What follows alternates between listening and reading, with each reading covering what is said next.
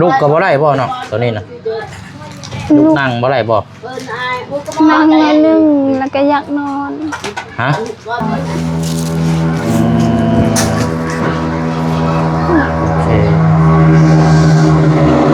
ก็เอากินข้าวบ่ได้กินตัวนี้นำเด้อแบบร่างกายแพ้มันก็เศร้าเลยเด้เคยก็บ่ได้เอาให้น้องใส่กินนี่แหละยังอยู่น้ำเจ้านี่บ่มันเก็บดูแลไว้ก่อนเนาะ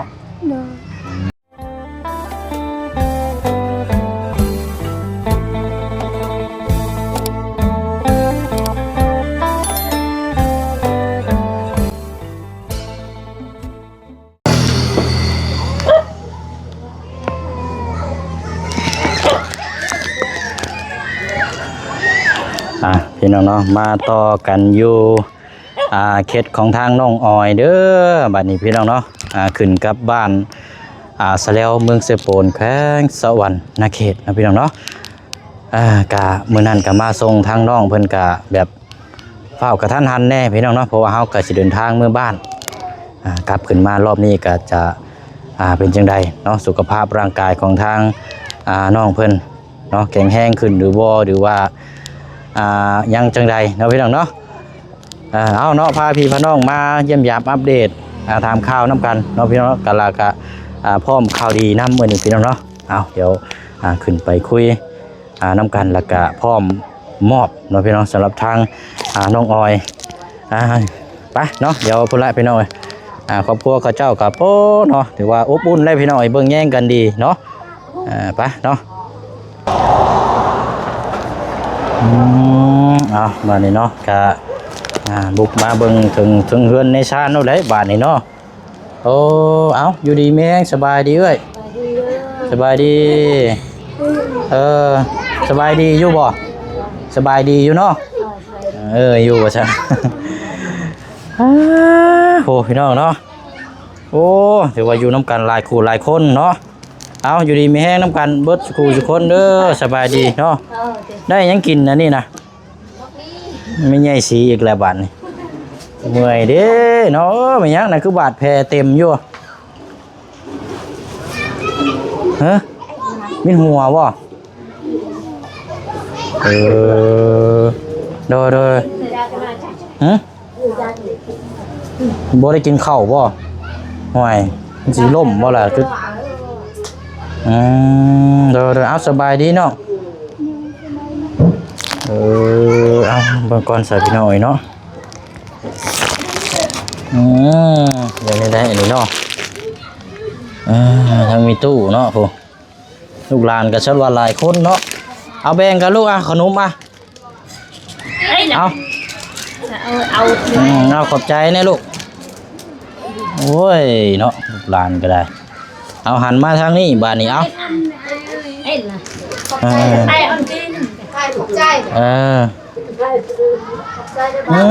กูพามาเด้อส่งมาใช่ลูกเอาเชื่อนะยายเดี๋ยวเจ้ายับเข้าไปไหนอีกเนี่ยยับเข้าไปใกล้ๆน้องออยฮะเจ้าไอ้เรื่องเดียวรักอะไรเดียวลูกนั่งได้บ่ล่ะจะลูกนั่งได้บ่เด็อยู่ระดับฮะจะว่าเป็นหัวลูกบ่ได้เอาว่าที่สิลูกนั่งบ่ได้ต้องพยายามเลยคันว่าบ่ได้เป็นอย่างจังน้อยบ่สิเป็นเปี้ยเลยเด้อเนาะจ้าโอ้ยเนาะคือสิอุ่นๆเนี่ยเย็นๆแน่ซะเนาะเอาสบายดีเลยพี่น้องเด้อเนาะสบายดีพี่น้องน้ำกันบ่สุขสุคนเนาะวันนี้ก็พบเจอกันคือเก่าเนาะเคสของทางน้องออยเยี่ยมยามทำข้าวหลังจากมีทางแม่ใจดีหรือว่าทางเอ่ยใจดีเพิ่นได้สดซอยสมทบค่ารักษาปิ่นปัวเนาะแต่ว่าทางน้องเพิ่นก็ขอความช่วยเหลือจากทีมงานนั่นแหละพี่น้องเนาะแต่ว่ามาเมื่อนี้ก็เฮามาเยี่ยมยามทำข้าวน้ำกันเป็นยังไงคือว่าลูกบ่ได้เนาะใช่เบิ่งหาผู้เชี่ยวชาญอันนี้ใส่เสื้อจังหันก็ได้เมื่อยเราได้กินข้าวอยู่บ่ กินหน่อยหนึง ตั้งแต่มาแต่ห้องหมอนี่บ่ได้กินข้าวบ่ กินช่อง3บัว โอ้เอ้ามันอันนี้ได้คือกินหน่อยแท้ กินบ่เสพกินระยะจะห้า กินแล้วมีแต่หาก โดย โอ้เอ้าซะเนาะแต่ว่าอันนุ่มได้สิกินได้อยู่บ่น้องประเภทนุ่มพวกประเภทพวกข้าวต้มข้าวจกนะบ่ข้าวกล้องน่ะบ่จะกิน โดยกินข้าวเจ้า กินข้าวเจ้า อย่าเอาไปไหน อันว่าทั้งเกี่ยวกับเพได้สนองไข้แต่ว่า โดยแพ้มันบ่ได้เจ็บปานใด เพนำบ่ได้เจ็บปานใดเนาะ แต่เจ็บหัวอีก เรียนไอ้เอาเรียกเอาเงิน นี่แหละอันนี้เนาะบางเทื่อนี่บ่ว่าร่างกายเฮามันตอบรับบ่ได้แหละมันก็เจ็บหัวเจ็บอิหยังเราจะบ่กินข้าวบ่ได้เด้ เอาเจ้าแกอ้อนอัน มีแต่นี่แหละสนองบ่ได้กินข้าวกินน้ำก็เมื่อยแล้วนี่เนาะ นี่ลูกนะ ลูกจะว่า 2-3 คนนี่เนาะจักปีแล้วผู้ชื่อเรืองน่ะ เอาสิรังปี ฮะ ได้ละ10 ปีได้ละ10 ปี 10 ปลายปี ได้ละ11 ปีประมาณนั้นแหละ เพราะว่าลูกเกิดสิจำบ่ยังบ่ได้ได้บ่12 ปีประมาณ11นี่แหละเนาะ7 ปี อาจจะดูกับ เอาอันมานั่งนี่มีแต่พี่น้องบ่เลยบ่นี่นะดีแล้วเนาะเบิ่งแยงนํกันบ่ป้าบ่ทิม นายอายเป็นอายก่อนสิบ้าแล้วอายแล้วอายอยู่อาย หาก็เดินทางมาแต่บ้านนายก็เฮามื้อนี้แหละ ที่อันอายค่ะ หาก็มาฮอดมื้อนี้ อยู่นี่คล้ายๆแน่มันบ่ได้หาปานใดมันอยู่ห้องหมอนี่ จำนวน กลางคืนบ่ได้นอนเลย มันหาบตลอด นายมันประกาศ อยู่นี่มันได้นอนเนี่ย แต่ว่าหนึ่งมานี่เจ้ากินข้าวบ่ได้นี่ที่มันสิเมื่อยเนาะ เนาะ เมื่อยแล้วก็ร่างกายก็สิสุดโทรมแล้วก็เกี่ยวมาตามมาก็แม่นสุขภาพร่างกายนี่แหละพี่น้องลูกก็บ่ได้บ่เนาะตอนนี้นะลูกนั่งบ่ได้บ่ นั่งหน่อยหนึงแล้วก็อยากนอน ฮะ ลุกได้แต่หน่อยหนึง ลูกได้น้อยหนึงบอกกันว่าคันนั้นก็หาเสื้อนี่ก็ได้นี่เสื้อนี่มาห้อง เจ้าก็ลูกนั่งนี้นั่งอิงประมาณนี่จังน้อยนอนหลายบัดเป็นเปี้ยเป็นหยังนอนโอ้ยแม่นเนาะต้องนั่งต้องนี่แหละลูกย่างก็ยังบ่ทันได้บ่ หมูได้ยางเหี่ยวก็เหี่ยววันนี้แหละใส่ธงเอา บ่คันวาเราย่าง วินหัวยางบ่ได้ เจ็บหัวมื้อนี้มียากินบ่สามารถมื้อนั้น นี่อย่าง อ๋อยาแก้ปวดบ่ยาแก้อักเสบเนาะ โดย เขามีเงินซื้อจะไปนัดเดียว บ่ยานี่กินมั่วบ่ได้ต้องไปกวดเลยต้องเอาให้เพิ่นวางให้ได้กินมั่วบ่ได้แล้วจังได๋พิษหยังมาอีก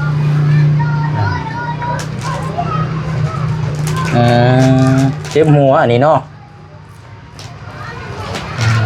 มันเป็นไปได้ก็อยากให้ยุกย่างออกกำลังกายนั่นมาแล้วแต่ว่าถ้าเฮาเฮ็ดร่างกายถ้าเฮาเฮ็ดออนแอร์นี่มันยังสิเจ็บเพิ่มถ้าเฮาบ่ช่วยตัวเองนี่บ่มีไผช่วยได้เฮามาฮอดขั้นตอนนี้แล้วเราต้องดูแลเฮาเองเฮาต้องเบิ่งเฮาผู้เพิ่นช่วยนี่ก็แม่นได้เพิ่นช่วยแต่เป็นซับช่วยเป็นกำลังใจให้แต่ผลสุดท้ายมาก็ขึ้นอยู่กับเจ้าคือเก่าถ้าเจ้าบ่สู้นี่ก็จบคือเก่าเมื่อยคือเก่าร่างกายเพราะฉะนั้นก็เพิ่นซอยแล้วเฮาก็ต้องเป็นกำลังใจเฮาก็ต้องฝืนต้องสู้ต้องนี่แหละอยู่กับเฮาเบิดหั่นแหละ ก็ให้แบบอันด้วยเราจะเลือก ลุกนั่งได้บ่น้องนั่งบนยุกได้บ่ ได้ ลองเบิ่งอยู่นั่งบนยุก เนื้อเอามิดตลอดตั้งเนื้อตาทอง โอเค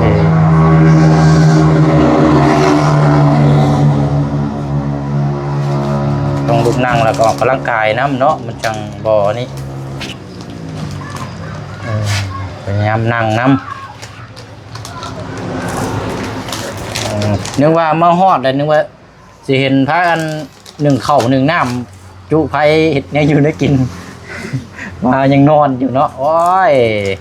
สิเช่าง่ายบ่ละบาดนี่เจอแพน่ะสิโอเคแล้วแพเนาะแต่ว่าอันกินข้าวบ่ได้พี่น้องเราขึ้นใส่เนาะ ที่บอกอะไรด้วยจะเอาไปกินเอาไว้แกเมื่อเท่า ไม่ยังอ่ะนะ จ้า โอ้มีตู้เอาน้ำให้ลูกน้ำเย็นบ่ เอาอะไรมาเตะก็เราแล้วเนาะ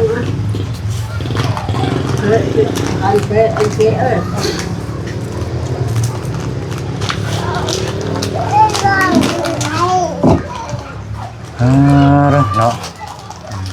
เจ้ากับกระแตมาแต่ห้องหมอเพิ่นก็ยังบ่ทันในเมื่อพ่อผู้เป็นเอื้อยนี่ก็ยังบ่ทันในเมื่อบ้านบ่ ไม่ใช่เราแล้วมึงจะตายเอาฮะ เมื่อแล้ว เมื่อแล้วบ่ แล้วก็ เมื่อแหละมาใหม่อ๋อเมื่อแหละมาใหม่ นี่กับลูกตาย มาแล้วมื้อนี้สินอนอยู่นี่บ่หรือว่าเมื่อพุ่นอีกอ๋อมื้อนี้นอนอยู่นี่เนาะ เอาดูจังจังไปใช่ละป้าบ้านนี่เด้อป้าละมันฮ้อนเนาะพาก็ลงไปลิ้นลุ่มเพิ่นก็ได้ลูกไปมันฮ้อนเด้อพาก็ลิ้นตารางเพิ่นกันก็ได้แต่ว่าเบิ่งเด้อหาดูสึกว่าเหมือนนั้นอิหยังก็ลูกติ่งแล้วเนาะมันคือสีคุ้ยๆแท้แต่ปู่มันสิรุดแล้วจะไปอิงแน่บอกลูกหลานเด้อจะโดนปีนท้องลงหันก็แห้งแล้วเฮือนสูงครับ ไก่ตัวปูปีปูบอกเจ้าก็นี่ได้นะอันเนี้ยกูเนี่ยจับเบิ่งคือคุ้ยแท้กินนี่เอาหาตะปูมาตอกไม้แน่เฮือนเราก็สิคุ้ยรุดบ่ล่ะ เป้าเวียงตัวเวียงแต่เวียงช่างใต้น้ำไก่ตัวติดเลยเอาระวังได้เนาะบันไดก็ยังมืนครับ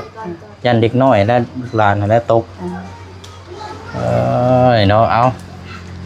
ให้เศร้าไว้ได้เนาะออกกำลังกายน้ำบ่บินหัวกับพยายามย่างกินข้าวดื้อกินแน่นะไอ้เนี่ยจ้อยแล้วบ่ได้กินข้าวเนาะลงลายกินข้าวช่องบูมนุ่มนี่ก็กินบ่ได้หลายบ่นุ่มเนาะไปกินได้หลายอยู่เบิดอยู่บ่กล่องนึง มอเยอะฮะเบิดบ่มอไปมอยันกินอันใดก็กินบ่ได้อยู่ห้องหมอเพชรหมอเพิ่นให้กินยันเป็นกระเพาะมันขึ้นยันกระเพาะมันขึ้นบ่แล้วคันมาบ้านนี่เฮาก็เอากินข้าวบ่ได้กินตัวนี้นำเด้อแบบร่างกายแพ้เฮามันก็เซาเด้กินหยังบ่ได้กินข้าวบ่ได้กินนมบ่ได้ห่วยมีแต่เจ้าแล้วสิล้มจังน้อยนี่โอ้แท้เด้นี่น่ะจังได๋สิได้นั่งเบิ่งกันจังซี่แหละเจ้าได้ร้องนี่นะนมนี่ก็กินได้อยู่ลองกิน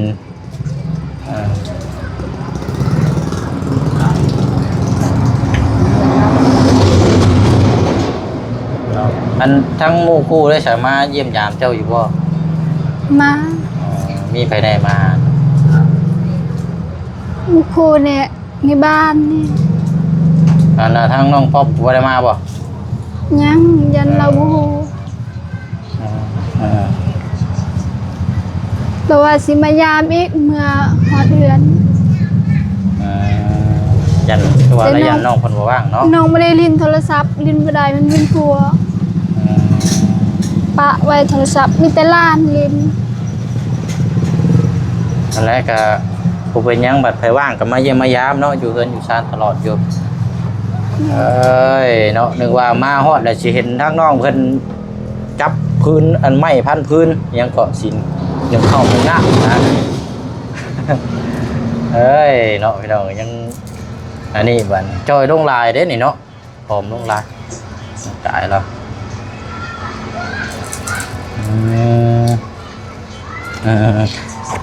สำหรับเราไปนอนก็ห้อนแท้นี่เนาะ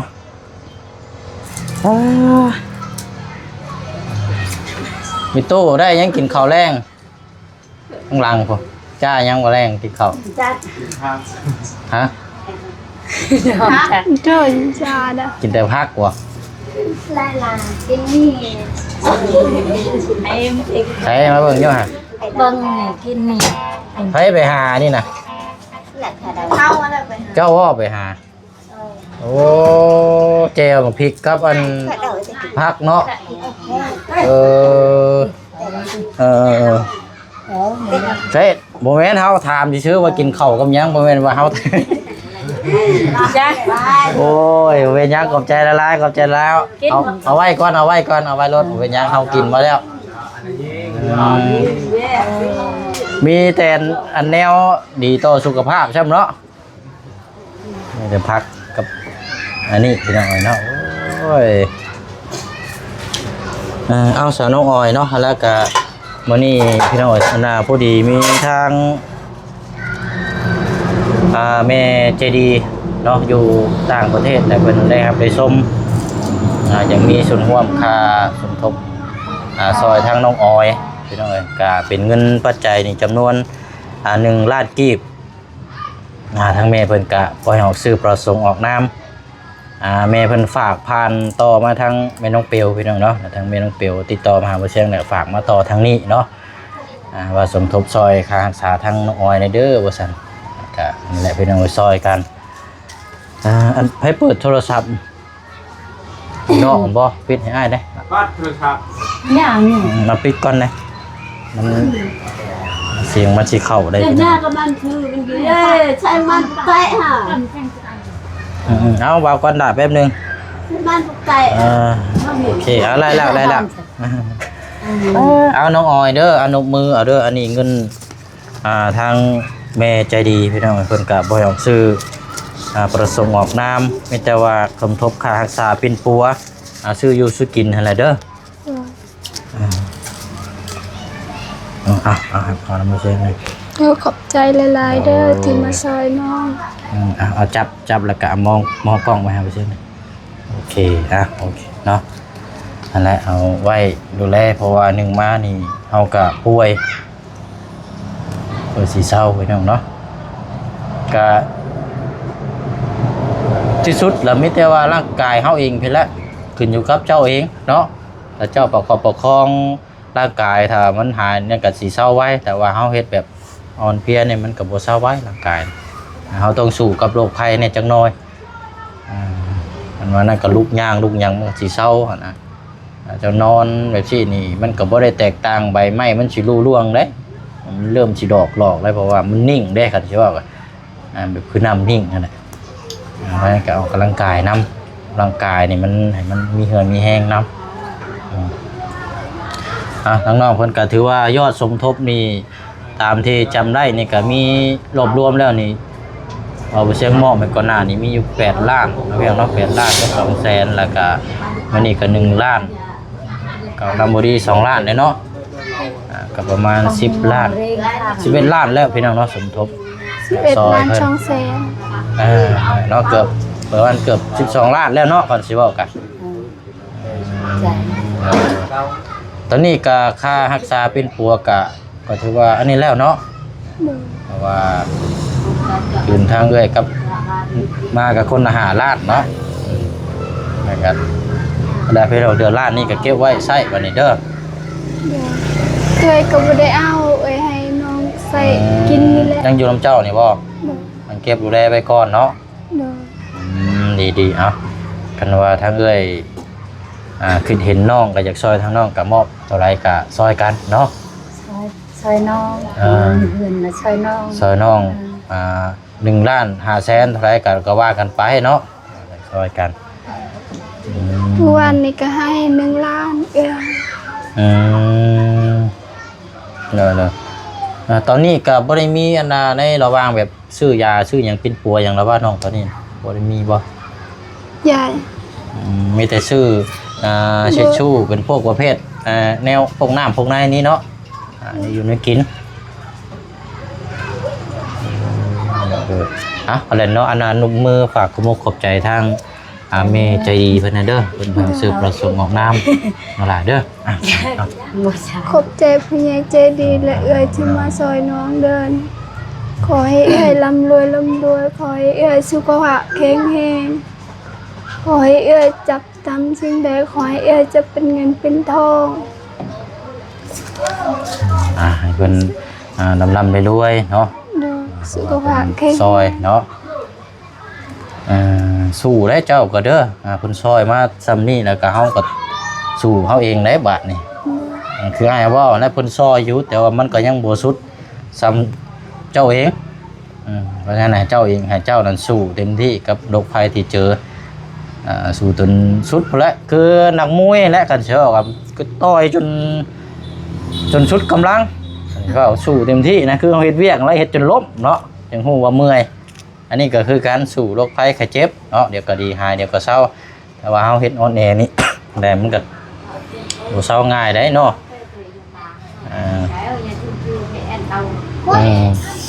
นั่นแหละเนาะบ้านนี้พี่น้องเอ้ยก็ตามนั้นแหละ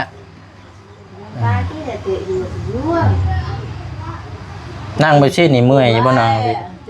เจ้านั่ง เหนื่อย เมื่อยอยู่บ่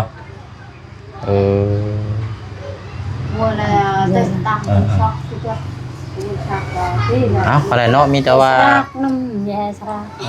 มีหยังจังได๋ก็จังว่าจังคุยนํกันเนาะเพิ่นก็สิไปเวียกต่ออีกก่อนมื้ออื่นเพิ่นแล้วคันมามีเวลาว่างเดี๋ยวสิเข้ามาเยี่ยมยามทางข่าวอีกเด้อนอนพักผ่อนเนาะมึงหลับมึงนอนก็อยู่นี้เนาะนอนถึงพุทธเ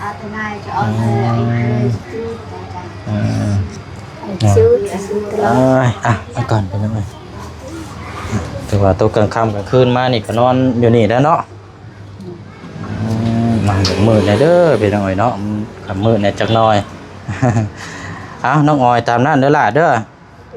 แล้วเนาะสิไปเวียกต่ออีกก่อนเอาหายไปไว้ได้เด้อโดยดอกไข่มีจักดอกอันนี้นะดอกเดียวนี่บ่ดอกเดียวก็ขาดช้ำอันนี้เนาะไปหน่อยโคตรแดนี่ อะไรเนาะมาเยี่ยมมายามเป็นกำลังใจให้น้ำกันเอาสบายดีก่อนเด้อน้องเด้อโดยสบายดี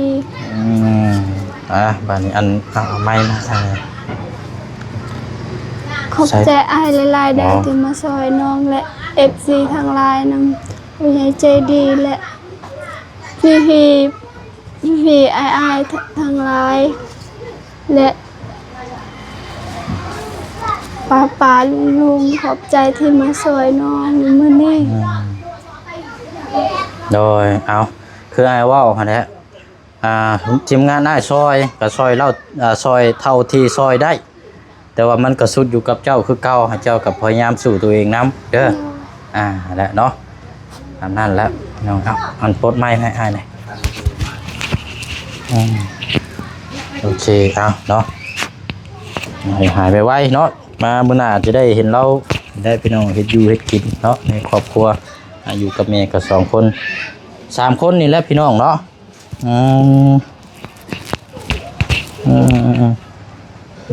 อะไรเด้อนอนพอเนาะกินข้าวกินน้ำไปบ้านนี้เนาะหันตามากก่อนใช่หันลืมแล้วจะมาแทนได้โอ้ยเนาะพี่น้องขอบใจลืมโทรศัพท์เลยพี่น้องจ้ะเนาะเบิ่งนี่พนักอันนี้อะไรกินนี่จับแห้งบ่ได้แล้วนี่ระวังเด้อนี่เด้อปุยเราได้นี่เบิ่งพี่น้องตะปูมันสิรุดบ่เลยนี่น่ะเดินเด็กน้อยนี่แหละสั้นชับนี่กันโอ้ย